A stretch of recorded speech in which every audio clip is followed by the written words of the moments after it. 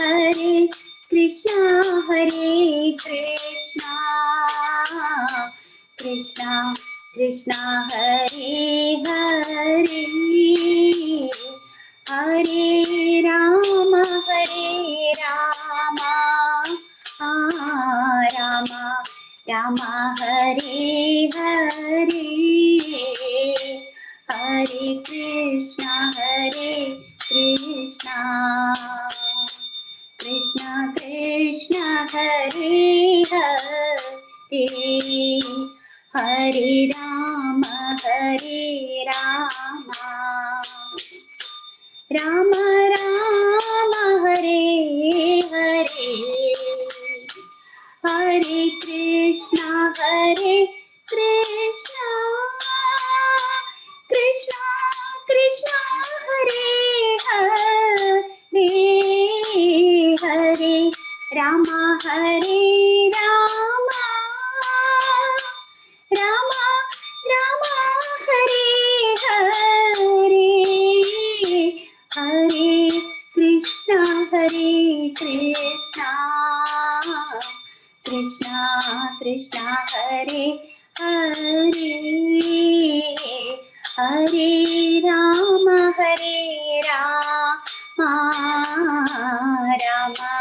राम हरे हरे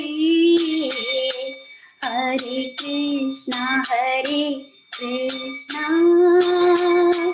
कृष्णा कृष्णा हरे हरे हरे राम राम हरे हरे हरे कृष्णा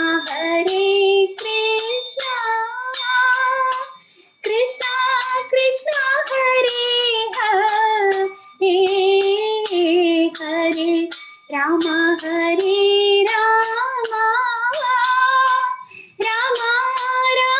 हरे हरे हरे कृष्णा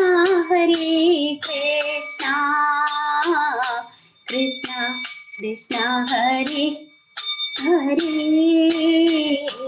हरे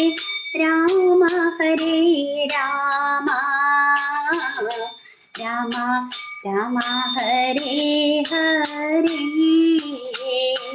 हरे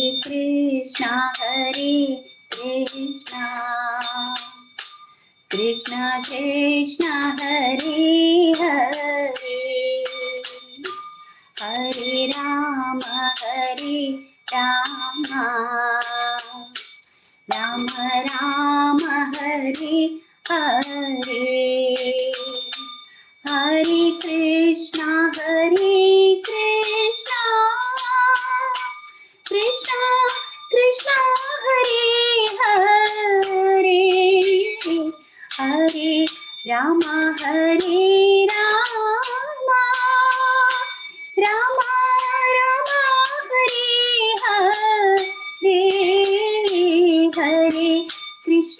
हरे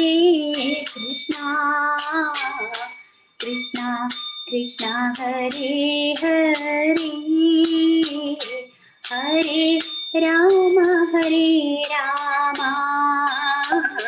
राम राम हरे हरे जय प्रभुपादा जय प्रभुपादा जय प्रभुपादा जय प्रभुपादा जय गुरुदेवा जय गुरुदेवा जय गुरुदेवा जय गुरुदेवा निताय गौर हरि बोल हरि बोल हरि बोल निताय गौर हरि बोल निताय गौर हरि बोल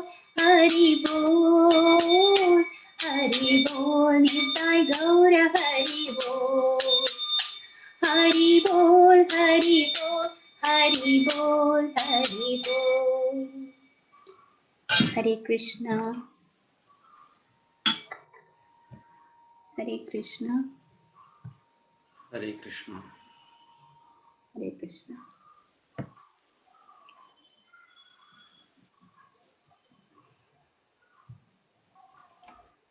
ഹരേ കൃഷ്ണ പ്രഭുജി. ഹരേ കൃഷ്ണ. നമാവോം വിഷ്ണുപാദായ കൃഷ്ണപ്രേഷ്ഠായ ഭൂതലേ ശ്രീമതേ ഭക്തിവേദാന്ത സ്വാമിന്നിധി നാമിനേ. നമസ്തേ സാരസ്വതേ ദേവേ ഗൗരവാണി പ്രചാരിണേ നിർവിശേഷാ ശൂന്യവാദി പാശ്ചാത്യദേശതാരിണേ.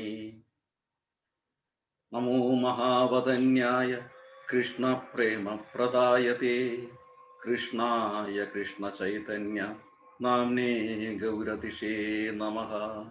നമോ ബ്രഹ്മണ്യദേവായ ഗോബ്രാഹ്മണഹിതായ ച ജഗദ്ഹിതായ കൃഷ്ണായ ഗോവിന്ദായ നമോ നമഃ.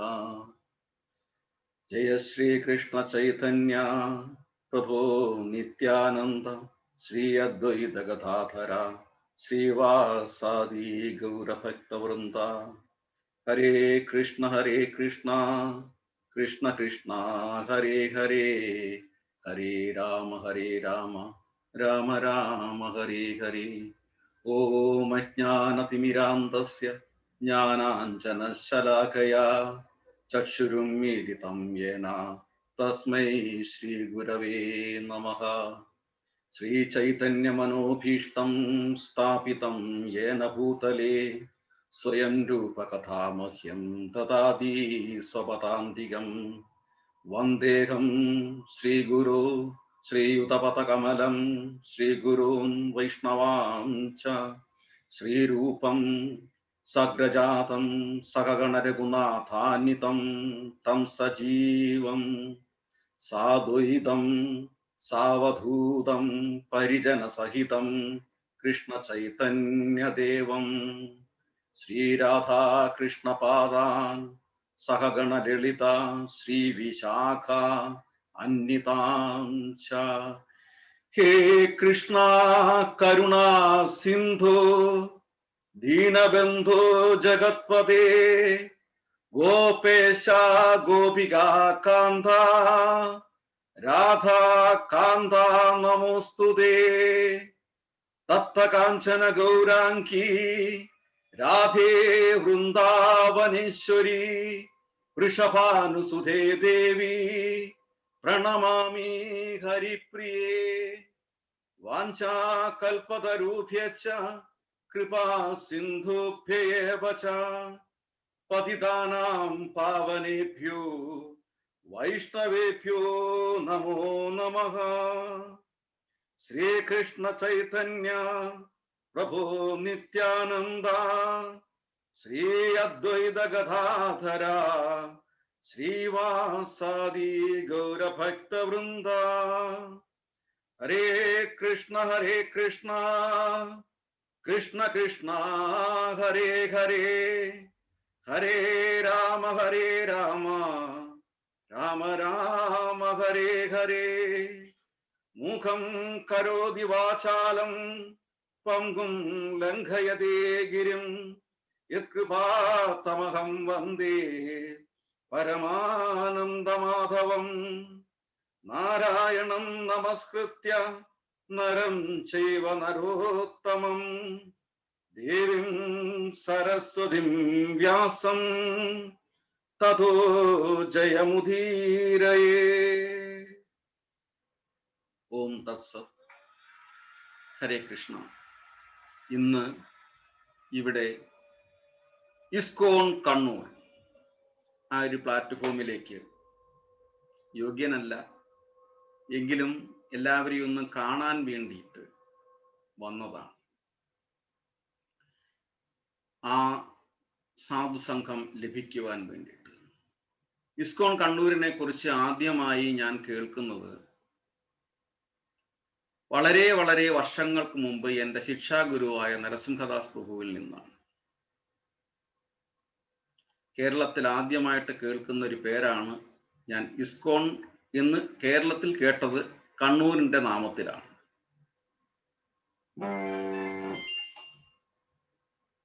പിന്നീട് ഇസ്കോണിനെ കുറിച്ച് കൂടുതൽ ഞാൻ അറിയുന്നത്, ഇസ്കോൺ കണ്ണൂരിനെ കുറിച്ച് അറിയുന്നത് രഥയാത്രയിലൂടെയാണ്.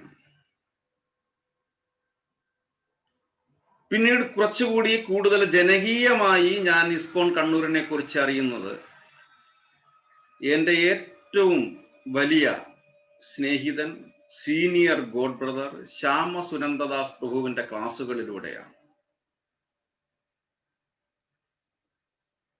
പൂജനീയനായ അദ്ദേഹത്തിന്റെ ക്ലാസ്സുകളുടെ പ്രചോദനമാണ് ദിവസം തോറുമുള്ള വൈകിട്ടത്തെ ഭാഗവത ക്ലാസിന്റെ നിത്യം ഭാഗവത സേവയാം. അദ്ദേഹത്തിന്റെ ആ പ്രചോദനമാണ് ഇന്ന് ഞാൻ ഇവിടുത്തെ ഇന്നത്തെ ചർച്ചയ്ക്കുള്ള ടൈറ്റിലിനും കാരണമായത്. ഇസ്കോൺ കണ്ണൂരിനെ ജനകീയമാക്കാൻ അതിൻ്റെ ചുക്കാൻ പിടിക്കുന്ന നമുക്ക് കാണാം ഒരു കുറിപ്പ് ദിവസത്തെ സന്ദേശത്തിലെയും അടിയിൽ. CR ദാസ്, പൂജനീയ ചൈതന്യ ചരൺ ദാസ് പ്രഭു, അദ്ദേഹത്തിനും എൻ്റെ പ്രണാമങ്ങൾ. അദ്ദേഹം ഇവിടെ ഉണ്ടായിരുന്നപ്പോൾ മിക്കവാറും മെയിൻ ആഘോഷങ്ങളിൽ കാണുമായിരുന്നു, സംസാരിക്കുമായിരുന്നു. നാവെടുത്താൽ ആദ്യം പറയുന്നത് ഇസ്കോൺ കണ്ണൂരാണ്, പിന്നെ ബാക്കിയുള്ള കാര്യങ്ങൾ പറയാറുള്ളൂ. തീർച്ചയായിട്ടും ഈ ഒരു വേദിയിലേക്ക് യോഗ്യനല്ലെങ്കിൽ കൂടി എന്നെ വിളിച്ചതിൽ വളരെ സന്തോഷം. ശ്രേഷ്ഠമായ ഒരു മാസം ആചരിച്ചതിൻ്റെ 4ാമത്തെ ദിവസമാണ്. ആചരണം കഴിഞ്ഞതിൻ്റെ 4ാമത്തെ ദിവസമാണ്. ഏതായിരുന്നു ആ ശ്രേഷ്ഠമായ മാസം? കാർത്തിക മാസം, ദാമോദര മാസം. അത് ശ്രേഷ്ഠമായതിന് കാരണമുണ്ട്. ശ്രീമദ് മഹാഭാഗവതത്തിന്റെ അവസാനം പറഞ്ഞു നിർത്തുന്നത് ഇതാണ്: നാമസങ്കീർത്തനം യസ്യ സർവപാപ പ്രണാശനം പ്രണാമോ ദുഃഖശമനം സ്തം നമാമി ഹരിം പരം. നാമസങ്കീർത്തനം യസ്യ, നാമസങ്കീർത്തനം കൊണ്ടൊന്നു മാത്രം സർവപാപ പ്രണാശനം, എല്ലാ പാപങ്ങളെയും ഹരിക്കുവാൻ കഴിയും. സർവപാപ പ്രണാശനം പ്രണാമോ ദുഃഖശമനം. അങ്ങനെ പ്രണമിക്കുന്നത് വഴി, ആ പാപങ്ങൾ പോകുന്നത് വഴി നമ്മുടെ ജീവിതത്തിന് ദുഃഖത്തിനൊരു അറുതിയുണ്ടാകും. പ്രണാമോ ദുഃഖശമനം സ്തം നമാമി ഹരിം പരം. അങ്ങനെയുള്ള ഭഗവാനെ ഞാൻ പ്രണമിക്കുന്നു. അതിനുള്ള ഏറ്റവും ശ്രേഷ്ഠമായ, അത് ആചരിക്കുവാനുള്ള അല്ലെങ്കിൽ തുടങ്ങി വെക്കുവാനുള്ള ശ്രേഷ്ഠമായ ഒരു മാസമായിരുന്നു കാർത്തിക മാസം. കാർത്തിക മാസത്തിൽ എന്ത് നല്ല കാര്യങ്ങൾ ചെയ്തു കഴിഞ്ഞാലും 100 കോടി പുണ്യം കിട്ടും. സ്കന്ദപുരാണത്തിലാണെങ്കിലും ബ്രഹ്മവിവർത്ത പുരാണത്തിലാണെങ്കിലും ദേവീ ഭാഗവതത്തിലാണെങ്കിലും പത്മപുരാണത്തിലാണെങ്കിലും ശ്രീമദ് മഹാഭാഗവതത്തിലാണെങ്കിലും കാർത്തിക മാസത്തിനെ കുറിച്ച് ശ്രേഷ്ഠമായി പറയുന്നുണ്ട്. സ്കന്ദപുരാണത്തിൽ പറയുന്നു: ന കാർത്തിക സമോ മാസം, മാസങ്ങളിൽ ശ്രേഷ്ഠമായി കാർത്തിക മാസത്തിന് തുല്യമായി മറ്റൊന്നില്ല. ന കൃതേന സമം യുഗം, യുഗങ്ങളിൽ ശ്രേഷ്ഠമായി സത്യയുഗത്തോളം മറ്റൊന്നില്ല. ന വേദ സദൃശം ശാസ്ത്രം, ശാസ്ത്രങ്ങളിൽ പൗരാണിക ശാസ്ത്രമാകട്ടെ, ആധുനിക ശാസ്ത്രമാകട്ടെ, അത്യന്താധുനിക ശാസ്ത്രമാകട്ടെ, ശാസ്ത്രങ്ങളിൽ വേദങ്ങൾക്ക് സമമായിട്ട് മറ്റൊന്നുമില്ല. വേദങ്ങളുടെ സത്താണ് ഉപനിഷത്തുക്കൾ, ഉപനിഷത്തുക്കളുടെ സത്താണ് ശ്രീമദ് ഭഗവത്ഗീത. ന തീർത്ഥം ഗംഗയാ സമം, തീർത്ഥങ്ങളിൽ വെച്ച് ഏറ്റവും ശ്രേഷ്ഠമായത് ഗംഗാതീർത്ഥമാണ്. അപ്പം ഈ മാസത്തിൽ നമ്മൾ എന്തു നല്ല കാര്യങ്ങൾ ചെയ്തു കഴിഞ്ഞാലും, ഹരേ കൃഷ്ണ കൃഷ്ണ കൃഷ്ണ ഹരേ ഹരേ, ഹരേ രാമ രാമ രാമ ഹരേ ഹരേ എന്ന നാമം മാത്രം ചെയ്തു കഴിഞ്ഞാൽ പോലും 100 കോടി പുണ്യം കിട്ടും. ചിലപ്പോൾ ചിലര് ചോദിക്കാം, ഇവിടെ ഉള്ളവരല്ല, ഇതൊക്കെ ശരിയാണോ? ശീല പ്രഭുപാദരുടെ അടുത്ത് ഒരിക്കൽ ഇന്റർവ്യൂ ചെയ്യുന്ന ഒരാൾ ചോദിച്ചു, അങ്ങ് ഭഗവാനെ കുറിച്ച് പറയുന്നുണ്ട്, കൃഷ്ണനുണ്ടോ? അദ്ദേഹം പ്രഭുപാദര് പറഞ്ഞു, ആദ്യം നിങ്ങൾ ഭഗവത്ഗീത വായിക്കും. ഏതെന്തിനെ കുറിച്ച് അറിയണമോ അത് അതിൻ്റെതായ ശാസ്ത്രം ആദ്യം ആധികാരികമായി വായിക്കണം, പഠിക്കണം. അതുകൊണ്ട് തന്നെ പ്രഭുപാദർ അമേരിക്കയിൽ എത്തിയ ശേഷം ഒരുപാട് വിഷമസന്ധികളിൽ കോടതിയിൽ വരെ പോകേണ്ടി വന്നു. പ്രഭുപാദരെടുത്ത് ചോദിക്കുന്ന ചോദ്യങ്ങൾക്കെല്ലാം ഉത്തരം പ്രഭുപാദര് പറഞ്ഞത് ഭഗവത്ഗീത കോട്ട് ചെയ്തിട്ടാണ്. അവസാനം ആ കോടതിയുടെ ന്യായാധിപൻ പറഞ്ഞു, അങ്ങ് പറയുന്ന ഭഗവത്ഗീത ഞങ്ങൾക്കറിയില്ല, അതുകൊണ്ട് ഞങ്ങൾക്ക് കുറച്ച് സമയം തരണം, കുറച്ച് മാസങ്ങൾ തരണം, അങ്ങ് ഞങ്ങൾക്ക് ഭഗവത്ഗീതയുടെ ഒരു കോപ്പി തരൂ, ഞങ്ങൾ വായിച്ചു നോക്കട്ടെ എന്ന്. അങ്ങനെ പ്രഭുപാദരുടെ കയ്യിൽ നിന്ന് വാങ്ങിയ ഭഗവത്ഗീത ന്യായാധിപന്മാർ വായിച്ച് പഠിച്ച ശേഷം കോടതിയില് കേസ് തുടർന്നു. ഇതിന്റെ വിശദാംശങ്ങളെ പറ്റി ഞാൻ കൂടുതലായിട്ട് പോകുന്നില്ല. അവസാനം ന്യായാധിപന്മാർ പറഞ്ഞു, പ്രഭുപാദരാണ് right, he's a right person, ഭഗവത്ഗീതയിൽ ഉള്ളത് മാത്രമേ പറയുന്നുള്ളൂ. അന്ന് ആ വിധി അവിടെ പ്രസ്താവിച്ചത് കൊണ്ട് ഇന്ന് നമ്മൾക്കിന്ന് International Society of Krishna Consciousness എന്ന സ്ഥാപനം ഉണ്ടായി, നമ്മൾക്ക് അറിയാൻ കഴിയും.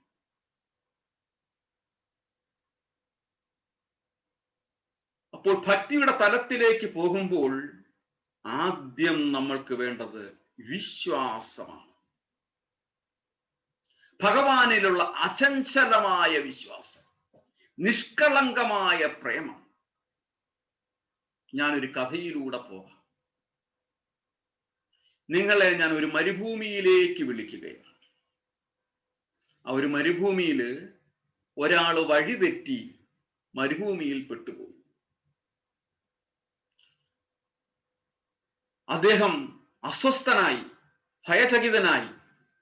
ചുറ്റും മരുഭൂമി, ആരെയും കാണുന്നില്ല. തെരുവിലേക്ക് ഇറങ്ങാൻ വേണ്ടിയിട്ടുള്ള ഒരു ഡയറക്ഷൻ കിട്ടുന്നില്ല. എങ്ങെന്ത് ചെയ്യും? അദ്ദേഹം തളർന്നു, വിവശനായി.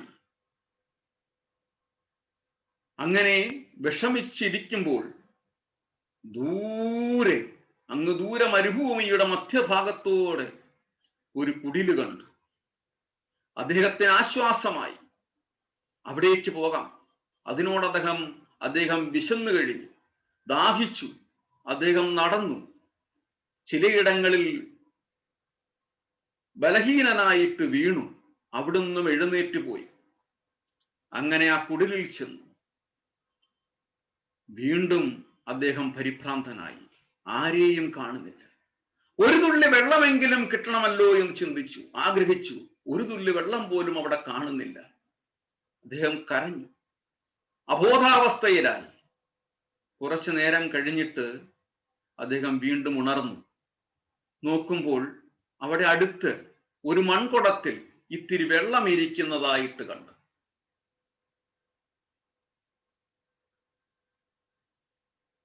അദ്ദേഹത്തിന് വളരെ ആശ്വാസമായി. കണ്ണിൽ കൂടി ധാരധാരയായി വെള്ളം വന്നു. ചെന്നു, അപ്പോഴതാ അവിടെ ഒരു കുറിപ്പ് കാണുന്നു. ഈ വെള്ളം അവിടെ അടുത്തൊരു പമ്പുണ്ട്, ഹാൻഡ് പമ്പുണ്ട്, ആ മോട്ടോറിൽ ഒഴിക്കണം, ഒഴിച്ചിട്ട് നിങ്ങൾ പമ്പ് ചെയ്യണം എന്ന് കണ്ടു. അദ്ദേഹം ആ കൂജ കളഞ്ഞിട്ട് നേരെ ആ പമ്പിനടുത്തേക്ക് പോയി. പമ്പ് ചെയ്തു നോക്കി, ഒരു വെള്ളവും വരുന്നില്ല, വായു മാത്രമേ കാണുന്നുള്ളൂ. അദ്ദേഹം തിരിച്ചു മൺകുടത്തിനടുത്തേക്ക് വന്നു. ആ കുറിപ്പ് നേരെ വീണ്ടും വായിച്ചു. ഒരു കുടം നിറയെ വെള്ളമുണ്ട്, ഞാനിത് കുടിക്കണമോ അതിലൊഴിക്കണമോ, ഇതിന്റെ ഇൻസ്ട്രക്ഷൻ പ്രകാരം ഒഴിക്കണമോ? അദ്ദേഹത്തിന്റെ മനസ്സ് അസ്വസ്ഥമായി. കുറച്ചു നേരം ഒന്നും മിണ്ടാതെ നിന്നു, ആലോചിച്ചു നിന്നു. അവസാനം അദ്ദേഹം തീരുമാനിച്ചു, ഈ കുറിപ്പിൽ എന്താണോ പറയുന്നത് അതുപോലെ ചെയ്തു കളയാം. അദ്ദേഹം ആ കുടവുമായിട്ട് ആ പമ്പിന്റെ അടുത്ത് ചെന്നു. ആ പമ്പിലേക്ക് ഒരു തുള്ളി വെള്ളം പോലും, ദാഹിച്ചു വലഞ്ഞ് ദിവസങ്ങളോളം ക്ഷീണിച്ചു കിടന്ന അദ്ദേഹം ഒരു തുള്ളി വെള്ളം പോലും കുടിക്കാതെ ആ ജലം അതിലെഴുതിയിരിക്കുന്ന പ്രകാരം ആ പമ്പിലേക്ക് ഒഴിച്ചു കൊടുത്തു. എന്നിട്ട് വീണ്ടും അദ്ദേഹം പമ്പ് ചെയ്തു തുടങ്ങി. ധാരധാരയായി വെള്ളം വരുന്നു. അദ്ദേഹം ആവോളം കുടിച്ചു. അദ്ദേഹത്തിന്റെ ക്ഷീണമെല്ലാം അകന്നു. വീണ്ടും അദ്ദേഹം കുടം നിറച്ചു.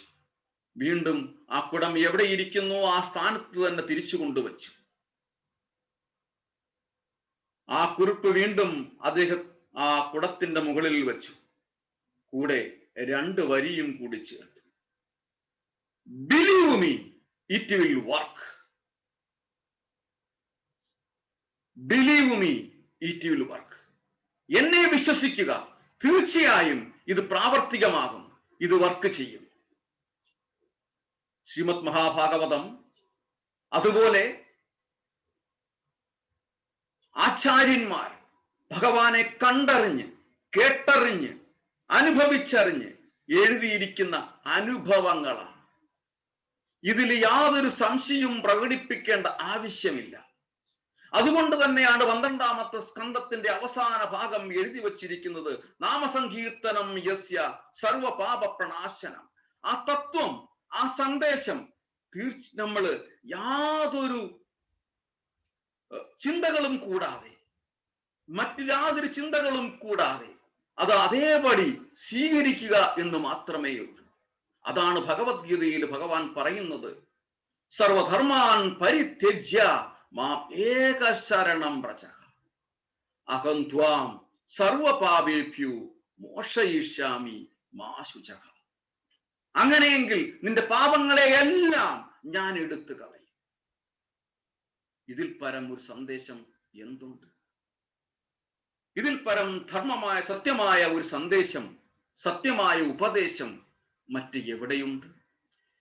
ഇത്രയൊക്കെ പറഞ്ഞാലും ചിലപ്പോൾ എങ്കിലും നമ്മുടെ ഉള്ളിൽ ഒരു സംശയം തീർച്ചയായിട്ടും വന്നുകൂടാ.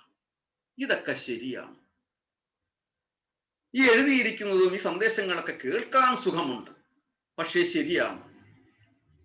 ഭഗവത്ഗീതയിൽ വിഭൂതി വിസ്തര യോഗത്തിൽ ഭഗവാൻ പറയുന്നു, അക്ഷരാണാം അകാര അസ്മി.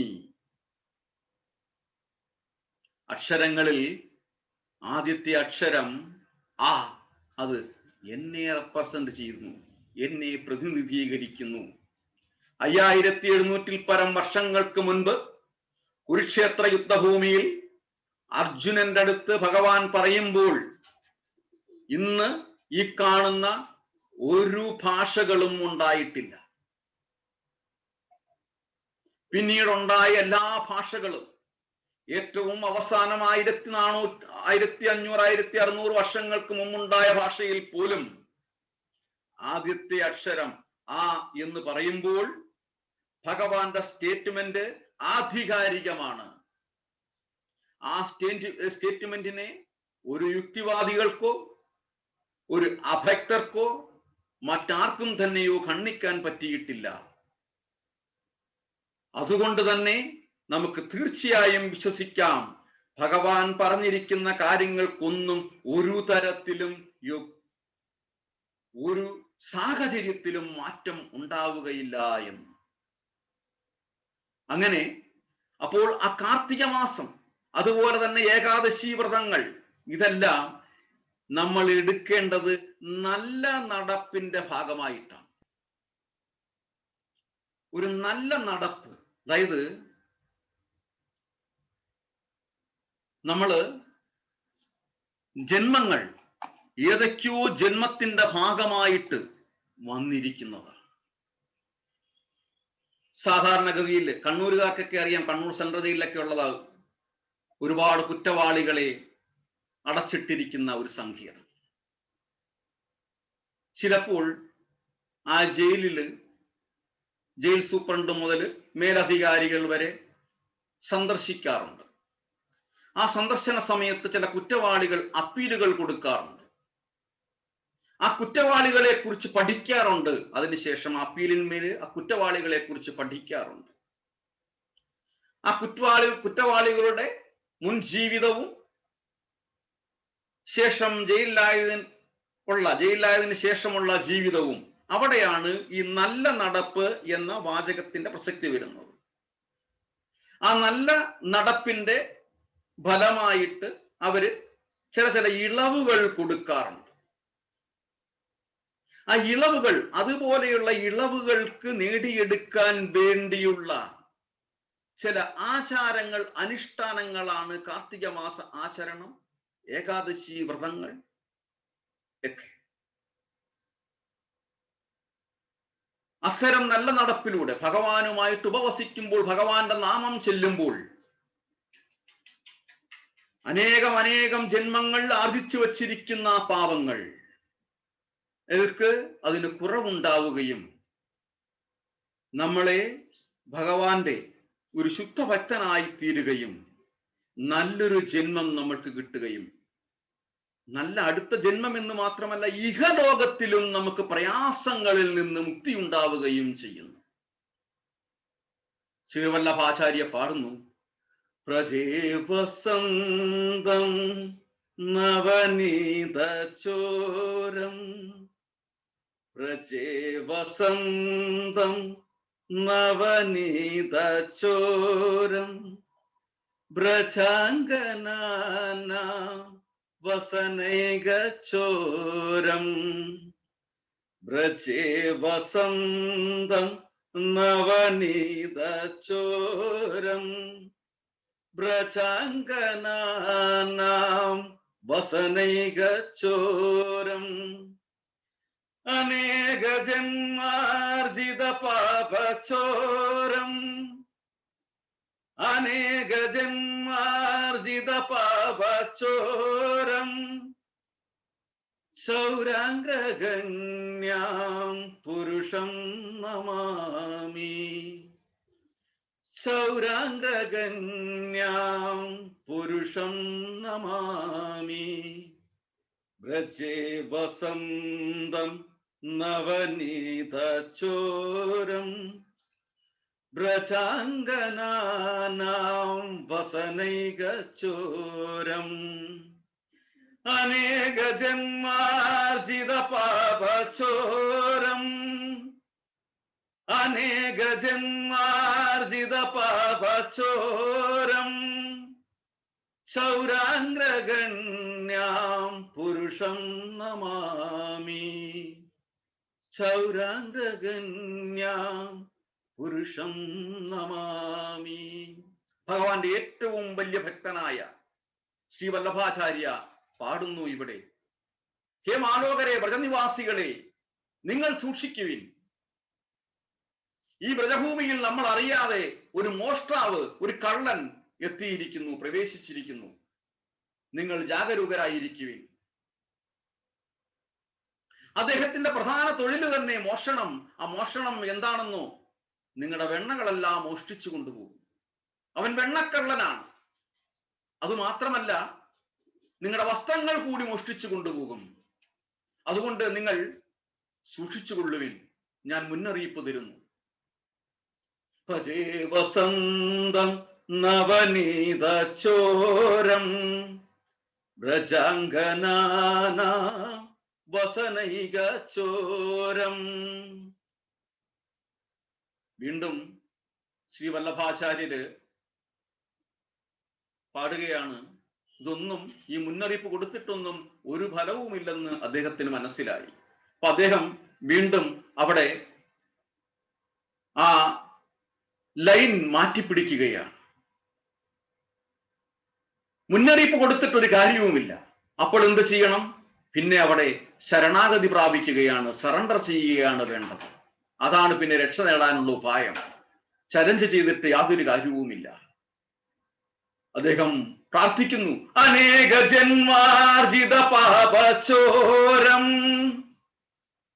അനേക ജന്മാർജിത പാപചോരം, ശൗരാംഗ്രഗണ്യാം പുരുഷം നമാമി. ഹേ കള്ള, കൃഷ്ണ, നീ ഏതായാലും മോഷ്ടിക്കാനാണ് ഈ വ്രജഭൂമിയിൽ എത്തിയിരിക്കുന്നത്. നീ ഏതായാലും വെണ്ണകൾ മോഷ്ടിക്കും, നീ ഏതായാലും ഗോപികമാരുടെ വസ്ത്രങ്ങൾ മോഷ്ടിക്കും. ഭഗവാനെ കൃഷ്ണ, എങ്കിൽ എങ്കിൽ ഇതുകൂടി മോഷ്ടിക്കൂ. അനേക ജന്മങ്ങളായി ആർജിച്ചു വച്ചിരിക്കുന്ന ഈ പാവങ്ങൾ കൂടി അങ്ങ് മോഷ്ടിച്ചു കൊണ്ടുപോകൂ. ഞങ്ങളെ പാവമുക്തരാകൂ. അനേക ജന്മാർജിത പാപചോരം ശൗരാംഗ്രകന്യാം പുരുഷം നമാമി. ഭജേ വസന്തം നവനീത ചോരം വ്രജാംഗനാനാം വസനൈക ചോരം. ഇതാകട്ടെ നമ്മുടെ പ്രാർത്ഥന. അല്ലയോ ഭഗവാനെ, അങ്ങേ ഒരു നിമിഷം കാണാനുള്ള ഭാഗ്യം നമുക്കുണ്ടാകണമേ. ഞങ്ങളുടെ എല്ലാ പാവങ്ങളും എടുത്തു കളഞ്ഞു അങ്ങയുടെ പാതാരബിന്ദങ്ങളിൽ ശുശ്രൂഷ ചെയ്യുവാൻ, സേവിക്കുവാനുള്ള അവസരം നമ്മൾക്കുണ്ടാകണമേ. ഭാരതഭൂമിയിൽ ജനിച്ച ഒരുവന്റെ യഥാർത്ഥ ഉദ്ദേശ്യം ദാസോ അഹം തവ കേശവ, ആ ഭഗവാനെ സേവിക്കുക എന്നുള്ളതാണ്. ഈ കാർത്തിക മാസവും കഴിഞ്ഞുപോയ കാർത്തിക മാസവും ഓർമ്മിപ്പിക്കാനുള്ള ഒരു ദിവസങ്ങളായിരുന്നു.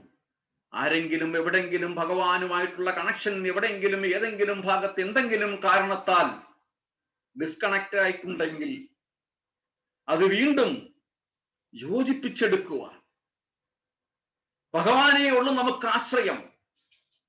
പല പല പാപകർമ്മങ്ങളിലൂടെ വന്ന ഈ ഒരു ജീവിതം വീണ്ടും പാപകരമായി തീർന്നു പാപങ്ങളെല്ലാം മോചിപ്പിച്ചിട്ട് ഭഗവാന്റെ സേവകനായി മാറുവാനുള്ള ഒരു അവസരം കൃഷ്ണ അത് ഞങ്ങൾക്കുണ്ടാകണമേ. ഭാഗവതത്തിലൂടെ പോകുമ്പോൾ, ഭഗവത്ഗീതയിലൂടെ പോകുമ്പോൾ നമുക്ക് മനസ്സിലാകും നമ്മുടെ ഈ ജന്മത്തിന്റെ ഉദ്ദേശം എന്താണ്, അല്ലെങ്കിൽ ഈ ജന്മം നമുക്ക് എന്തുകൊണ്ടാണ് ഇങ്ങനെ വന്നത്, അല്ലെങ്കിൽ ദുഃഖാലയം അശാശ്വതമായ ഭൂമിയിൽ നമ്മൾ എങ്ങനെ പിറന്നു, എന്തുകൊണ്ടാണ് നമ്മൾ ഈ ദുഃഖങ്ങൾ അനുഭവിക്കുന്നത്. ശ്രീമദ് മഹാഭാഗവതത്തില് എല്ലാവരും പൂജനീയ ശ്യാമസുന്ദരദാസ് പ്രഭുവിന്റെ സുനന്ദദാസ് പ്രഭുവിന്റെ ക്ലാസ്സിൽ കേട്ടിട്ടുണ്ടാകും. കുന്തിസ്തുതി 8-ാമത്തെ അധ്യായം, കുന്തിദേവി സ്തുതിക്കുന്നത് 19-ാമത്തെ ശ്ലോകം. അധ്യായത്തിൽ വരുമ്പോൾ 36-ാമത്തെ ശ്ലോകം പറയുന്നു, ശൃണ്വന്തി ഗായന്തി ഗൃണന്തി അഭീഷ്ണശഃ സ്മരന്തി നന്ദന്തി തവേഹിതം ജനാഃ. ശൃണ്വന്തി ഗായന്തി ഗൃണന്തി അഭീഷ്ണശഃ സ്മരന്തി നന്ദന്തി തവേഹിതം ജനാഃ. തയേവ പശ്യന്തി അചിരേണ താവകം ഭവപ്രവാഹോ പരമം പദാംബുജം. തയേവ പശ്യന്തി അചിരേണ താവകം ഭവപ്രവാഹോ പരമം പദാംബുജം. ശൃണ്വന്തി ഗായന്തി ഗൃണന്തി അഭീഷ്ണശഃ സ്മരന്തി നന്ദന്തി തവേഹിതം ജനാഃ. തയേവ പശ്യന്തി അചിരേണ താവകം ഭവപ്രവാഹോ പരമം പദാംബുജം.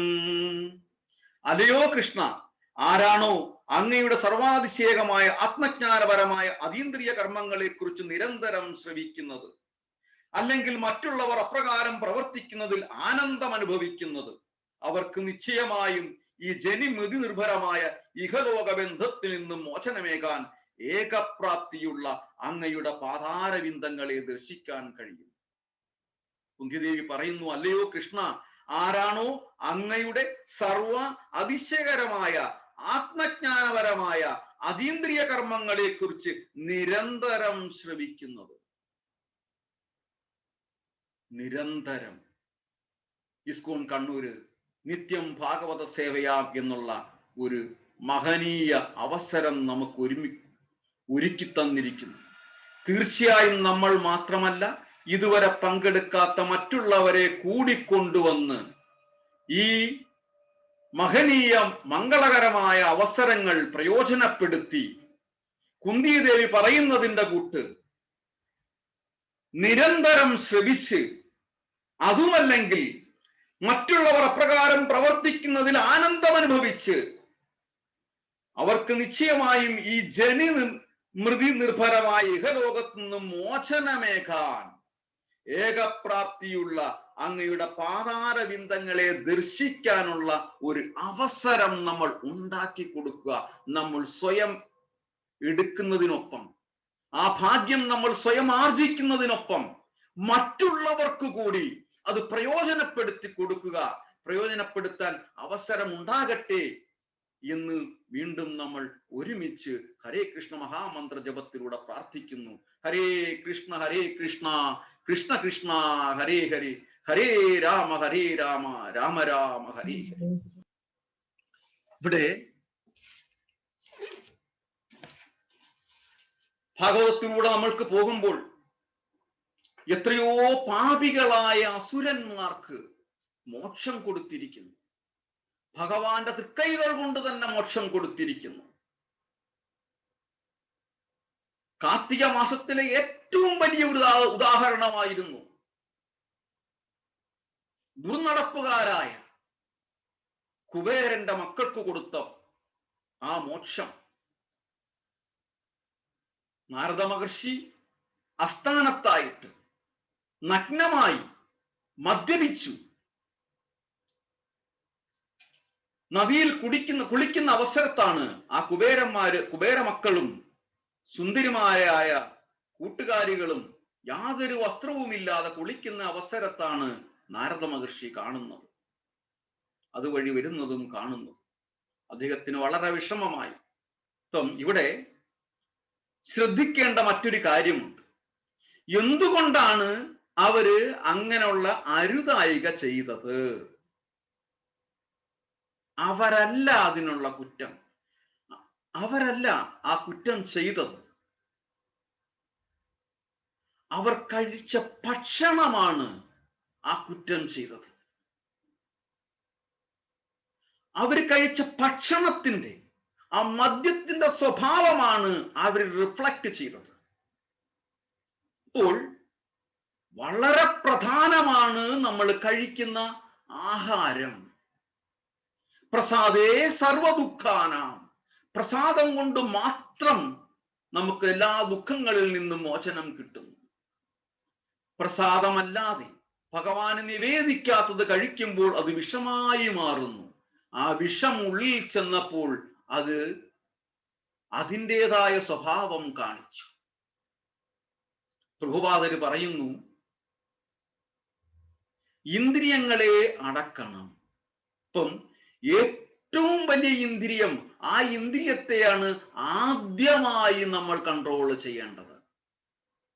ആ ഇന്ദ്രിയം ഉദരമാണ്.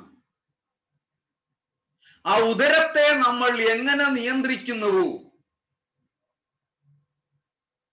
നമ്മൾ സാധാരണ കർഷകർക്കറിയാം, നല്ല നല്ല വളങ്ങൾ ഉപയോഗിക്കുമ്പോൾ നല്ല ഫലഭൂയിഷ്ടമായ വിത്തുകൾ, ഇപ്പം പാടത്താണെങ്കിൽ നെല്ല് വിതയ്ക്കുകയാണെങ്കിൽ നമ്മൾ പറയും നല്ല നല്ല വളങ്ങൾ കൊണ്ട് ചേർക്കാറുണ്ട്. ആ വളങ്ങൾക്കനുസരിച്ചിട്ട് അപ്പം നമ്മൾ നോക്കും ശ്രേഷ്ഠമായ ഏത് വളം ഏതാണ്, ആ വളം ഉപയോഗിക്കുമ്പോഴാണ് അത് ഫലഭൂയിഷ്ടമായ വിത്തുകൾ നമുക്ക് കിട്ടുന്നത്, അല്ലെങ്കിൽ ഫലങ്ങൾ നമുക്ക് കിട്ടുന്നത് എന്ന് പറയുന്നത് പോലെ നമ്മൾ കഴിക്കുന്ന ആഹാരത്തിന്റെ പ്രതിഫലനമാണ് നമ്മുടെ ജീവിതത്തിന്റെ പുരോഗതിയും നമ്മുടെ ജീവിതത്തിന്റെ ആരോഗ്യവും ഭഗവാന്റെ പ്രസാദവും ഭഗവാന്റെ അനുഗ്രഹവും. അപ്പൊ തീർച്ചയായിട്ടും ഭക്തിയുടെ തലത്തിലേക്ക് പോകുമ്പോൾ ആദ്യമായി നമ്മൾ ചെയ്യേണ്ട ഒരു നടപടിയാണ് ആഹാര നിയന്ത്രണം. നിവേദ്യങ്ങൾ, ഭഗവാന്റെ നിവേദ്യങ്ങൾ കഴിച്ച് ശീലിക്കുക എന്നുള്ളത്. പ്രസാദേ സർവദുഃഖാന. പണ്ടുള്ളവർക്കറിയാം, ആഞ്ഞം നമ്പൂതിരിയുടെ കലശരായ വയറുവേദന മാറിയത് സാക്ഷാൽ ഗുരുവായൂരപ്പന്റെ നിവേദ്യം കഴിച്ചത് കൊണ്ട് ഒന്നു മാത്രമാണ്. അപ്പോൾ നിവേദ്യത്തിന് വളരെ വലിയ ഒരു ഫലമുണ്ട്. ഭഗവാന്റെ നിവേദ്യം കഴിക്കുകയും നിരന്തരമായ ഭഗവത് ശ്രവണത, ഭഗവത് കഥകൾ കേൾക്കുകയും സത്സംഗങ്ങളിൽ പങ്കെടുക്കുകയും ചെയ്യുമ്പോൾ നമുക്ക് അതിനനുസരിച്ചിട്ടുള്ള ഈ ജീവിതത്തിൽ തന്നെ ഒരു രണ്ടാമതൊരു ജന്മം നമ്മൾക്ക് കിട്ടുന്നു. അവിടെ നമ്മൾ ഭഗവത് ഭക്തനായി മാറും. ജീവിതത്തിൽ എല്ലാ ഐശ്വര്യങ്ങളും ഉണ്ടാകും. അങ്ങനെ നളകുബേരന്മാർക്ക് നാരദ മഹർഷി മോക്ഷവും കൊടുക്കുന്നുണ്ട്. നാരദ മഹർഷി ഭഗവാനോട് ചോദിച്ചിട്ടല്ല ഈ മോക്ഷം നിങ്ങൾക്ക് ദ്വാപരയുഗത്തിൽ ബ്രജഭൂമിയിൽ നിങ്ങൾ രണ്ട് മരങ്ങളായി അവിടെ തന്നെയാണ് ജനിക്കുന്നത്, നിങ്ങൾക്ക് കോൺഷ്യസ് ഉണ്ടായിരിക്കും. ഭഗവാൻ പ്രത്യക്ഷപ്പെടുമ്പോൾ നിങ്ങളുടെ അടുത്ത് ഭഗവാൻ വരും. ഭഗവാന്റെ സ്പർശനം കിട്ടുന്ന വേളയിൽ നിങ്ങൾക്ക് മോക്ഷവും കിട്ടും എന്ന് പറയുമ്പോൾ ഇത് ഭഗവാൻ കേൾക്കുന്നില്ല. ഭഗവാന്റെ അടുത്ത് ഭഗവാൻ കേൾക്കുന്നുണ്ട്, ഭഗവാനോട് ചോദിച്ചിട്ടല്ല ഇത് പറയുന്നത്. ഇവിടെയാണ് ഭഗവാനും ഭക്തനും തമ്മിലുള്ള ബന്ധം. അവിടെയാണ് പറയുന്നത് വാഞ്ചാ കൽപതരൂപ്യച്ച കൃപാ സിന്ധുഭ്യേവ ച പതിതാനാം പാവനേഭ്യോ വൈഷ്ണവേഭ്യോ നമോ നമഃ. ഞാൻ എല്ലാ വൈഷ്ണവ ഭക്തന്മാരെയും സാദരം പ്രണാമിക്കുന്നു. കൽപ്പവൃക്ഷങ്ങളെ പോലെ ഞങ്ങളെ അനുഗ്രഹിക്കാനുള്ള കഴിവ് ആ വൈഷ്ണവ ഭക്തന്മാർക്കുണ്ട്. അവിടെ ഭഗവാൻ നാരദ മഹർഷി പറഞ്ഞത് അതേപടി കേട്ടു. എന്റെ ഭക്തനാണ് പറഞ്ഞിരിക്കുന്നത്, പിന്നെ എന്റേതാണ് ഡ്യൂട്ടി. അത് ഞാൻ കൃത്യമായിട്ട് ചെയ്തു കൊടുക്കണം. അങ്ങനെ ആ മരങ്ങൾക്ക് ഭഗവാൻ മോക്ഷവും കൊടുത്തു. ഭാഗവതത്തിലൂടെ പോയി കഴിയുമ്പോൾ ഒരുപാട് ഉദാഹരണങ്ങളുണ്ട് ഭഗവാനും ഭക്തനും തമ്മിലുള്ള ബന്ധം. അതുകൊണ്ടാണ് ഒരിടത്ത് പറയുന്നത് ഭഗവാനെ ഭക്തദാസൻ എന്ന് പറയുന്നത്. ഭക്തന്റെ ദാസനാകും ഭഗവാൻ. ഭക്തൻ എന്തു പറയുന്നുവോ അതുപോലെ ഭഗവാൻ ചെയ്യും. കാലാകാലങ്ങളായിരിക്കുന്ന ആ പാപങ്ങളുടെ ഫലമായി കിട്ടിയിരിക്കുന്ന ചില ദുഃഖങ്ങൾ, ചില പ്രയാസങ്ങൾ പ്രഭുപാദര് പറയുന്നതിന്റെ കൂട്ട് ഒരുപക്ഷെ നമുക്ക് പെട്ടെന്ന് ആ വിഷമതകളിൽ നിന്ന് പുറത്തോട്ട് വരാൻ സാധിക്കുകയില്ല. ക്ഷമ ആവശ്യമാണ്. പ്രഭുപാദര് പറയുന്നുണ്ട്, ഒരു കുട്ടി ജനിക്കണമെന്നുണ്ടെങ്കിൽ ആ അമ്മയുടെ ഉദരത്തിൽ 10 മാസം പൂർത്തിയാകണം. ആ 10 മാസം പൂർത്തിയാകുമ്പോൾ ആ കുഞ്ഞ് പുറത്തേക്ക് വരും. അതുപോലെ നമ്മൾ ക്ഷമാപൂർവം ഭഗവാനെ പ്രാർത്ഥിച്ച് ഇരിക്കുമ്പോൾ push Krishna in our centre of our life, നമ്മുടെ ജീവിതത്തിന്റെ മധ്യത്തിൽ ഭഗവാനെ പ്രതിഷ്ഠിക്കുക. ആൻഡ് ലിവ് ഡൈനാമിക്കലി, ആനന്ദപൂർവം ജീവിക്കുക. തീർച്ചയായിട്ടും നമ്മുടെ ജീവിതത്തിന് എല്ലാ തരത്തിലും അനുഗ്രഹം ഉണ്ടാകും. രാമായണത്തിലൂടെ പോകുമ്പോൾ നമ്മൾക്ക് മനസ്സിലാവും, രാമായണം തുടങ്ങുന്നത് തന്നെ ദശരഥനിലൂടെയാണ്. ദശരഥനിലൂടെയാണ് രാമായണം തുടങ്ങുന്നത്. ദശരഥൻ അദ്ദേഹത്തിന്റെ യൗവനകാലത്ത് ആയോധന കലകൾ അഭ്യസിച്ച് ആയോധന കലകളെ വെല്ലുവാൻ ആ കാലഘട്ടത്ത് ദശരഥനെ കവച്ചു വെക്കുവാൻ ആരും തന്നെ ഇല്ലായിരുന്നു. ശബ്ദം നോക്കി യുദ്ധം ചെയ്യാനുള്ള അമ്പെയ്യാനുള്ള കഴിവ് ദശരഥ മഹാരാജാവിനുണ്ടായിരുന്നു. ആ ഗുണമാണ് പിന്നീട് ശ്രീരാമചന്ദ്രന് കിട്ടുന്നത്. അങ്ങനെ ഒരിക്കല് ദശരഥൻ വനത്തിലേക്ക് പോകുന്ന സമയത്ത് കുളത്തില് ആന വെള്ളം കുടിക്കുന്ന ശബ്ദം കേട്ടു. അദ്ദേഹത്തിനൊരു കൗതുകം തോന്നി. എനിക്ക് ശബ്ദം നോക്കി അമ്പെയ്യാൻ അറിയാം, എന്നാൽ ഇന്ന് ആനയുടെ മസ്തകത്തിലേക്ക് തന്നെ ആകട്ടെ ഇന്നത്തെ അമ്പ് എന്ന് ചിന്തിച്ചു.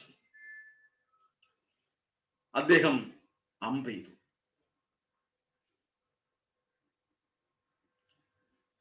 അവിടെ ഒരു നിക്കട്ടെ ആ കഥ,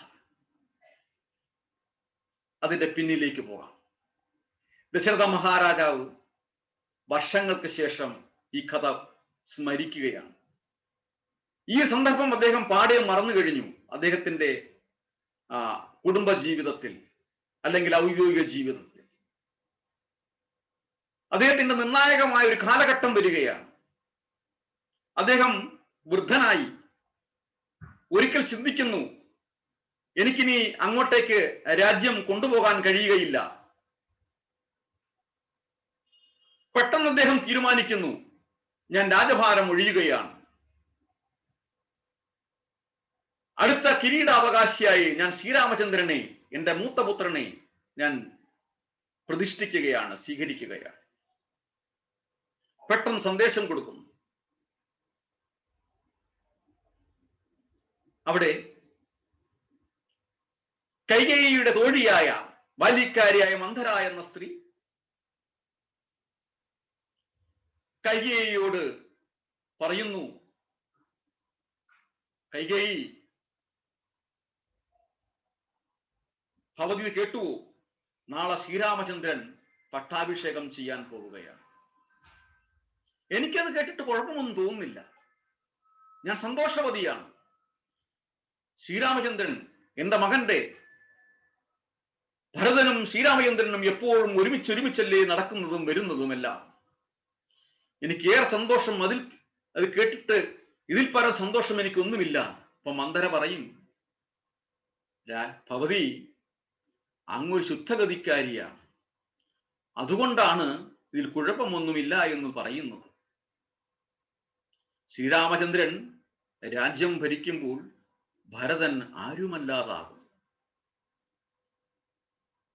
കൈകേയി എന്ന രാജ്ഞി ഇവിടുത്തെ ബാല്യക്കാരിയായി മാറും. നിരന്തരമായ ഈ വിഷം കുത്തിവെച്ചതിന്റെ ഫലമായി കൈകേയിയുടെ മനസ്സ് പരിവർത്തനം ചെയ്യുകയാണ്. ഇവിടെയാണ് സാധുസംഘത്തിന്റെ പ്രസക്തി ഇരിക്കുന്നത്. നമ്മൾ ആരോടാണോ സംഘം ചേരുന്നത് നമ്മൾ തിരിച്ചറിയണം.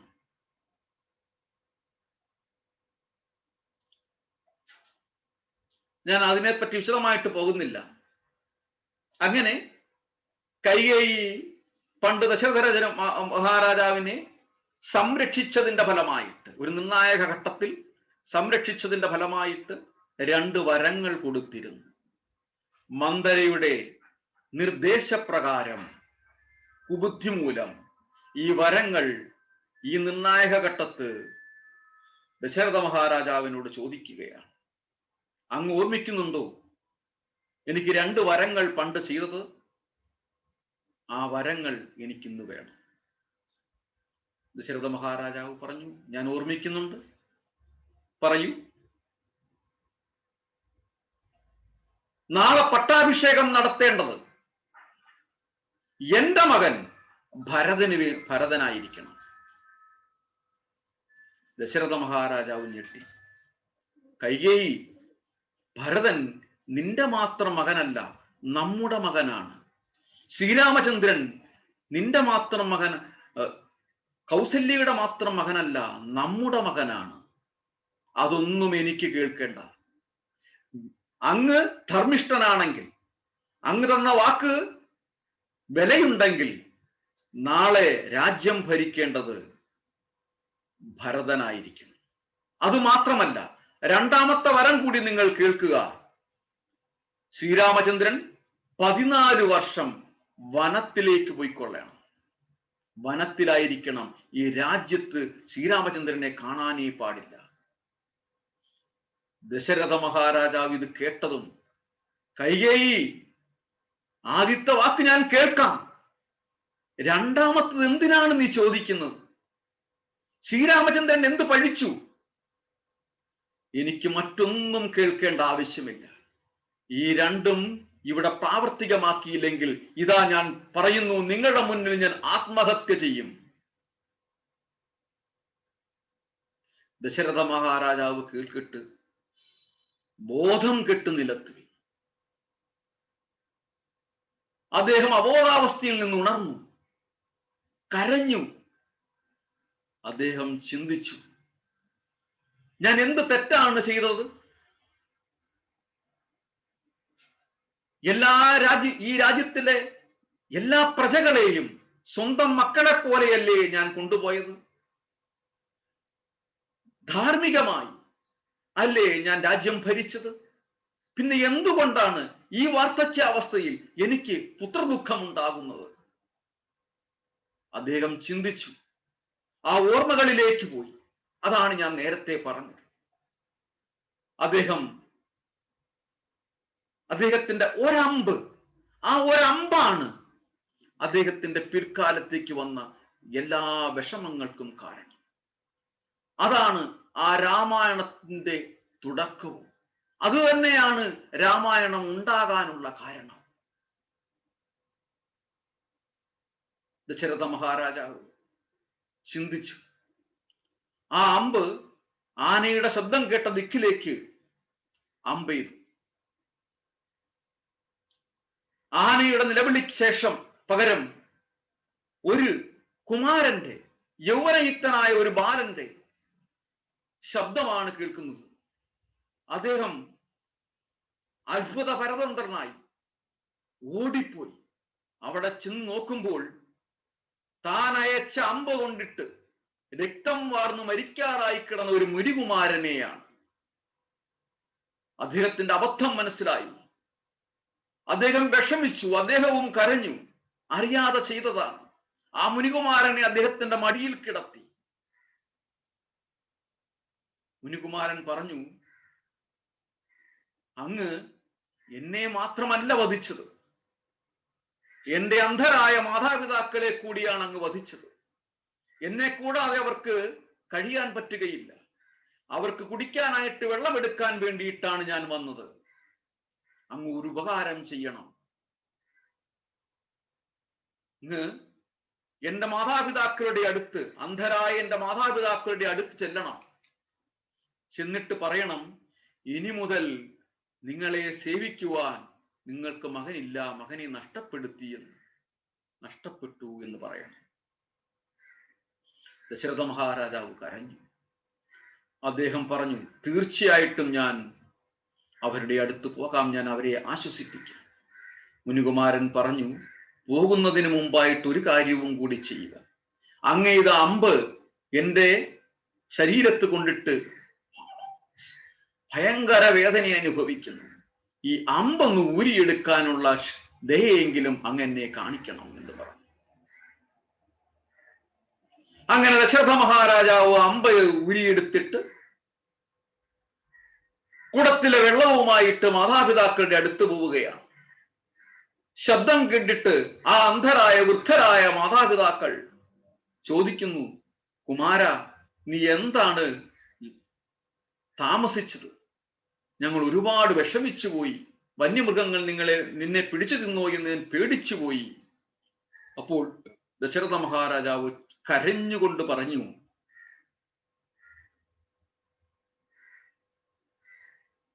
ഇത് നിങ്ങളുടെ മകനല്ല,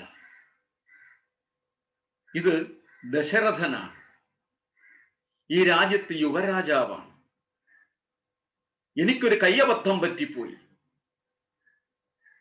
എന്റെ ഒരു അമ്പ് കൊണ്ടിട്ട് നിങ്ങളുടെ മകൻ മരിച്ചുപോയി. ആ ദമ്പതികൾ പൊട്ടിക്കരഞ്ഞു. ദമ്പതികൾ പറഞ്ഞു, അങ്ങ് സത്യം പറയുന്നത് കൊണ്ട് ഞങ്ങൾ അങ്ങയെ ഒന്നും പറയുന്നില്ല. പക്ഷേ ഞങ്ങളുടെ മകൻ മരിച്ചതോടെ ഞങ്ങളുടെ ജീവിതവും അവസാനിച്ചിരിക്കുന്നു. ഞങ്ങൾ മരിക്കുന്നതിന് മുമ്പായിട്ട് ഒരു മാത്രയെങ്കിലും എൻ്റെ മകന്റെ ശരീരത്തിലും സ്പർശിക്കുവാനുള്ള ഒരു അവസരം തരണം. ഞങ്ങളെ അങ്ങോട്ടൊന്ന് കൊണ്ടെത്തിക്കണമെന്ന് പറഞ്ഞു. ദശരഥ മഹാരാജാവ് ഈ വൃദ്ധ ദമ്പതികളെയും കൊണ്ട് ആ മുനികുമാരന്റെ ജഡത്തിനടുത്തേക്ക് കൊണ്ടെത്തിച്ചു.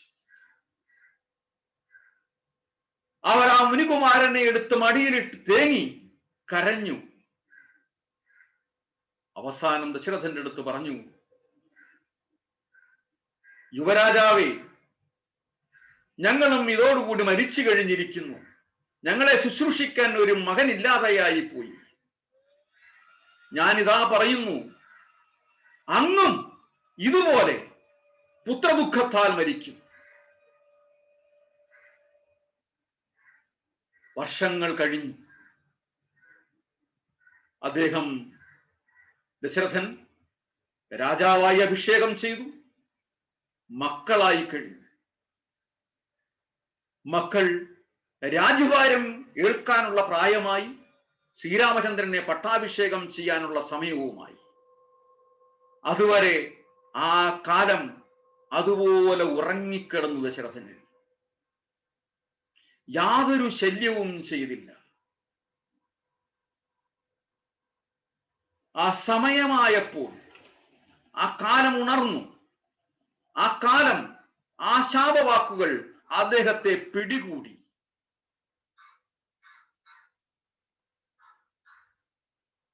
അദ്ദേഹവും പുത്രദുഃഖത്താൽ മരിക്കാൻ ഇടയായി. ഇവിടെയാണ് വല്ലഭാചാര്യര് പാടിയത്, അനേക ജന്മാർജിത പാപചോരം, അനേക ജന്മാർജിത പാപചോരം, സൗരാംഗഗണ്യ പുരുഷം നമാമി. കൃഷ്ണ, ഭഗവാനെ, മുൻ ജന്മങ്ങളിൽ എന്ത് പാപം ചെയ്തുവെന്ന് ഞങ്ങൾക്കറിയില്ല. ഈ ജന്മങ്ങളിൽ അറിഞ്ഞോ അറിയാതെയോ എന്ത് പാപങ്ങൾ ചെയ്തെന്ന് അറിയില്ല. ഭഗവാനെ കൃഷ്ണ, അതെല്ലാം അങ്ങ് എടുത്തു കളയണമേ. ഞങ്ങളോട് ക്ഷമിക്കണമേ. ഞങ്ങളെ അങ്ങയുടെ ദാസനാക്കി മാറ്റേണമേ.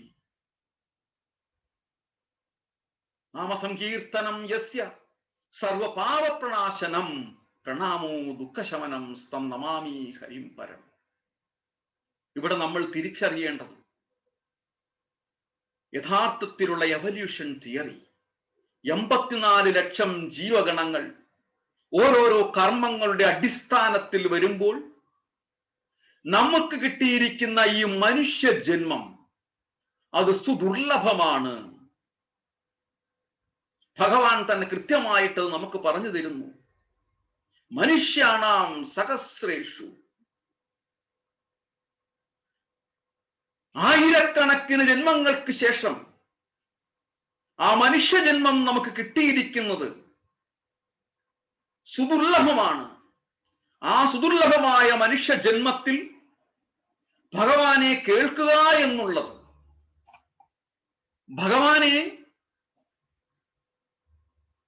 ഭഗവാന്റെ ശബ്ദം കേൾക്കുക എന്നുള്ളത്, ഭഗവാനെ പ്രകീർത്തിക്കാനുള്ള, ഭഗവാന്റെ നാമം ഉച്ചരിക്കാനുള്ള ഭാഗ്യം കിട്ടുക എന്നുള്ളത് അത് സുദുർലഭമാണ്. അത് നമ്മൾക്കൊരിക്കൽ കിട്ടിക്കഴിഞ്ഞാൽ ഒരിക്കലും പിന്നെ പുറമോട്ട് നോക്കരുത്. ഈ ഒരു ജന്മം പ്രത്യേകിച്ച് ഭാരതത്തിൽ തന്നിരിക്കുന്നത് ഭഗവാനെ സേവിക്കുവാനും അതുവഴി ജന്മജന്മാന്തരങ്ങളായി കൂട്ടിവച്ചിരിക്കുന്ന പാപങ്ങൾ എടുത്ത് കളയുവാനും നല്ല ഒരു ജന്മത്തിലേക്ക് പ്രവേശിക്കുവാനുമുള്ള ഒരു എൻട്രിയാണ്.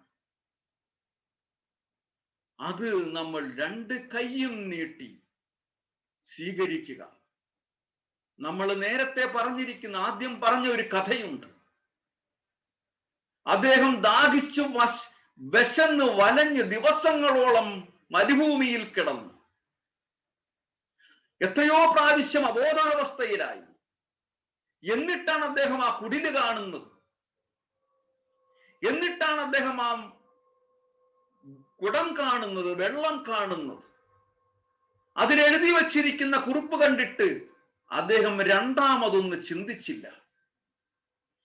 എന്റെ ദാഹം ഞാൻ ആദ്യം അകറ്റട്ടെ, അത് കഴിഞ്ഞ് നോക്കാം എന്ന് ചിന്തിച്ചില്ല. അദ്ദേഹം പരീക്ഷിച്ചറിഞ്ഞിട്ടില്ല ഇത് വർക്ക് ചെയ്യുമോ എന്നുള്ളത്. ഈ പമ്പിൽ വെള്ളം ഒഴിക്കുമ്പോൾ ഈ പമ്പ് വർക്ക് ചെയ്യുമോ എന്ന് അദ്ദേഹം പരീക്ഷിച്ചറിഞ്ഞില്ല. പക്ഷേ അതിൽ കൊടുത്തിരിക്കുന്ന ഇൻസ്ട്രക്ഷൻ അത് അദ്ദേഹം വിശ്വസിച്ചു. രണ്ടാമതൊരാളോട് ചോദിക്കാൻ അവിടെ ആരുമില്ല. പക്ഷേ ആ എഴുതിയിരിക്കുന്ന വാക്കുകൾ, ഈ വെള്ളം നിങ്ങൾ ഈ പൈപ്പിൽ ഒഴിക്കുക, ആ പൈപ്പിൽ ഒഴിച്ചതിന് ശേഷം നിങ്ങൾ ഇത് പമ്പ് ചെയ്യുക, തീർച്ചയായും നിങ്ങൾക്ക് കുടിക്കുവാനുള്ള വെള്ളം കിട്ടും. അത് അദ്ദേഹം കേട്ടു. അദ്ദേഹം വെള്ളമൊഴിച്ചു, പമ്പ് ചെയ്തു,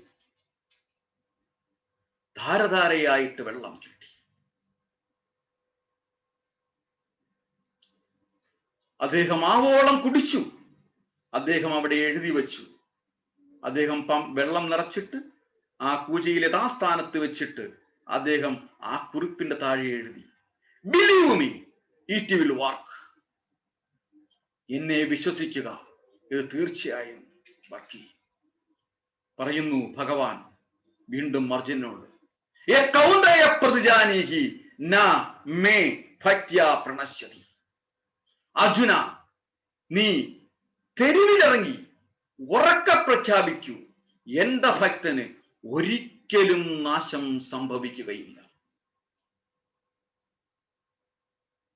ഈ വേളയിൽ, ഈ പ്ലാറ്റ്ഫോമിൽ, ഇസ്കോൺ കണ്ണൂരിന്റെ ഈ പ്ലാറ്റ്ഫോമിൽ വീണ്ടും അത് എടുത്തു പറയുവാൻ ആഗ്രഹിക്കുന്നു. ഹരേ കൃഷ്ണ കൃഷ്ണ കൃഷ്ണ ഹരേ ഹരേ, ഹരേ രാമ രാമ രാമ ഹരേ ഹരേ എന്ന നിരന്തരമായ നാമജപം കൊണ്ട് നമ്മുടെ ഈ ശരീരമാകുന്ന പൈപ്പിനെ നിറയ്ക്കുവിൻ, ഈ ഹൃദയത്തെ നിറയ്ക്കുവിൻ. ഹൃദയത്തിന്റെ ഓരോ ശ്വാസവും പമ്പ് ചെയ്യേണ്ടത് ഈ ജലത്തിന്റെ, ഈ ഹരേ കൃഷ്ണ മഹാമന്ത്ര ജപത്തിന്റെ ശക്തി കൊണ്ട് ഈ ഹൃദയത്തിന്റെ ശ്വാസോച്ഛ്വാസത്തെ പമ്പ് ചെയ്യുക. തീർച്ചയായിട്ടും നമുക്ക് ജീവിതത്തിൽ ശുദ്ധജലം നമ്മൾ അറിയാതെ തന്നെ വന്നുകൊണ്ടേയിരിക്കും. ഹരേ കൃഷ്ണ.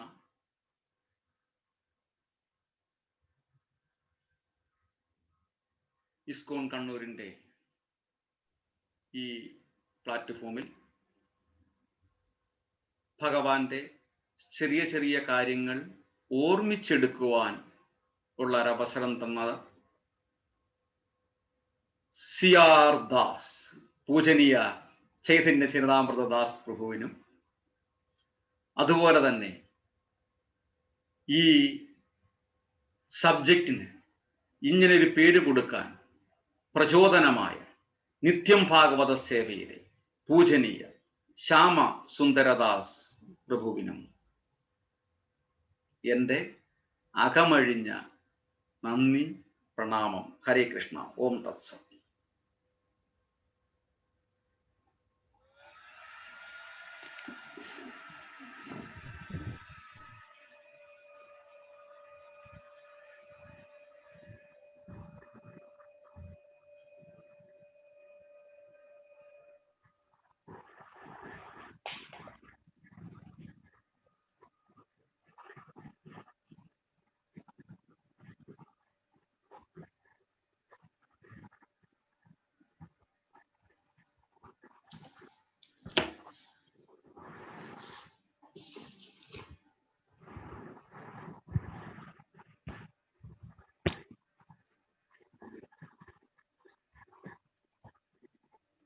കൃഷ്ണ പ്രഭു. ഹരേ കൃഷ്ണ. ഹരേ കൃഷ്ണ. സന്തോഷം.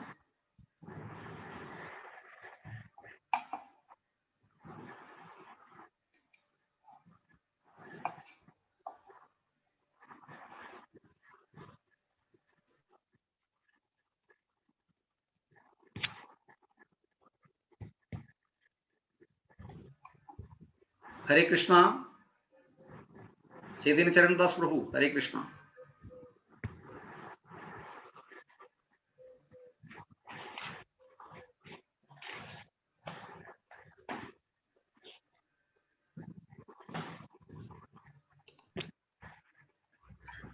ഹരേ കൃഷ്ണ പ്രഭു. ഹരേ കൃഷ്ണ. ഹരേ കൃഷ്ണ പ്രഭു.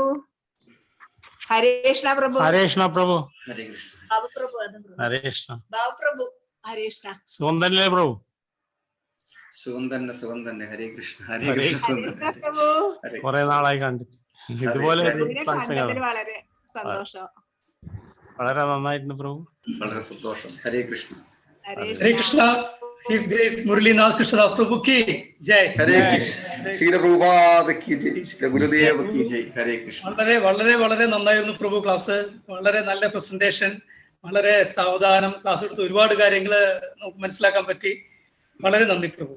Thank you very much. Hare Krishna. വളരെ സന്തോഷം. ഹരേ കൃഷ്ണ പ്രഭു. സോറി, എന്റെ ഹെഡ്ഫോൺ എന്തോ കംപ്ലൈന്റ് ആയിപ്പോയി, അതാണ്.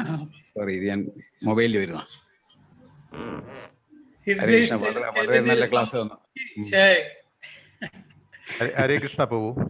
ഞാനും സൈലന്റ് ആയിട്ട് കാണുന്നുണ്ടായിരുന്നു. ക്ഷമിക്കണം. ഹരേ കൃഷ്ണ. ഹരേ കൃഷ്ണ.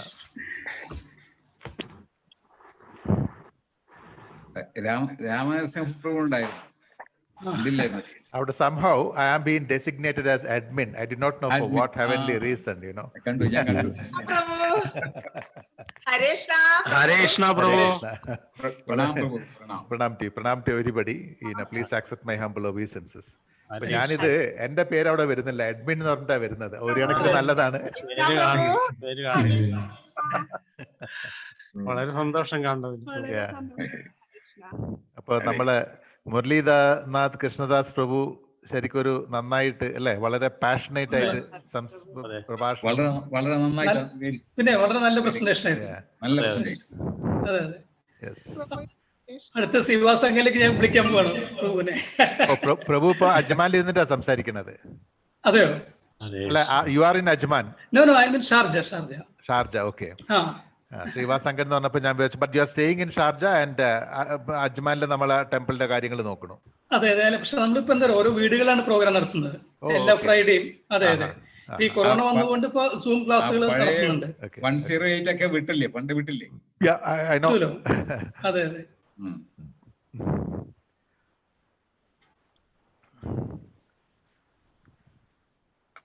പിന്നെ വളരെ സന്തോഷമുണ്ട്. ഞാനിപ്പോ ഓരോരുത്തരുടെ പേരിങ്ങനെ നോക്കുകയായിരുന്നു. Scanning through the names.